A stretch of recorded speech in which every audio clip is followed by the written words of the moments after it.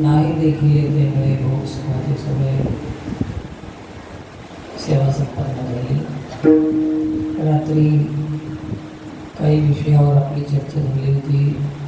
समस्त गावातील भाविक, तरुण, युवा पिढी आणि त्यांच्या मागे आशीर्वाद देणारे मोठ्या माणसं आहेत, या सर्वांनाच विनंती आहे की त्या रात्री झालेल्या विषयावर जर काही काम होत असेल त्यांनी आपली एक बैठक घेऊन पुढच्या कामाला जर लागायचं असेल तर येणाऱ्या 6 तारखेला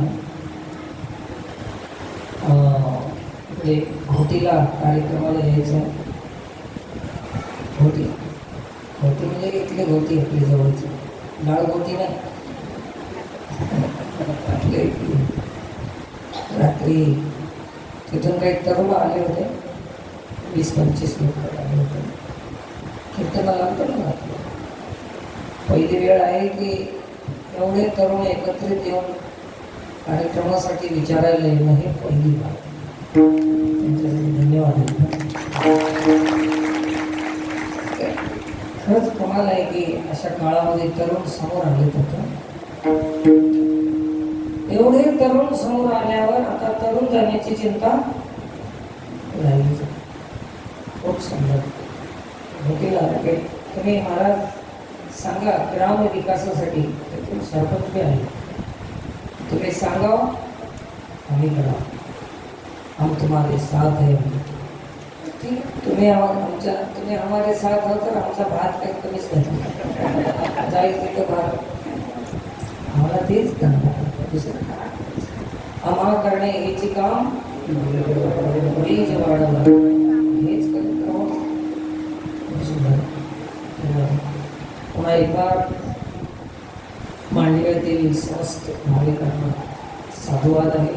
तुम्ही मन लावून एकोप्यानं संघटित होऊन ग्राम विकासासाठी अजून बऱ्याच काही गोष्टीसाठी आपण पुढे समोर येऊन काम करत असतात. एक बार धन्यवाद आहे. आपण स्वागत आहे. व्यक्तिगत कोणाचंही प्रशंसा वर्णन मी करत नाही, त्याच्यासाठी सार्वजनिक सर्वांना धन्यवाद देतो.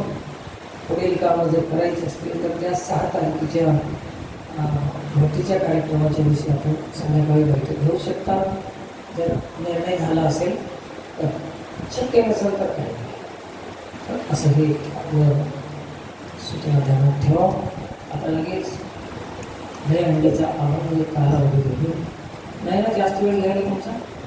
मला चिंता वाटत होती की किती घंटे ताण देईल तसल्यातला नको मी कमीत कमी वेळ तर कमी गोष्ट. लगेच महाप्रसादही आहे. बाहेर गावात आलेले समस्त पाहुणे मंडळीला विनंती आहे की तुला घेतल्याशिवाय कोणी जाऊ नये, पाया पडायला कोणी येऊ नये, आरती झाल्याशिवाय कोणी उठू नये. ज्ञानेश्वर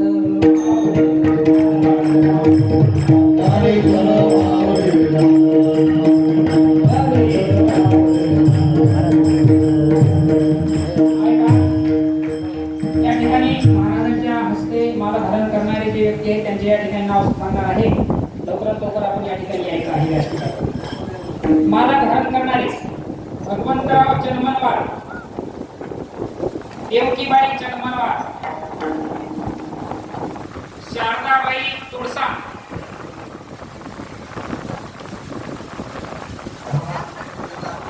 माधव भाऊसाहेब गिदाळे या माला धारण करणारे इकडे या व्यासपीठावर.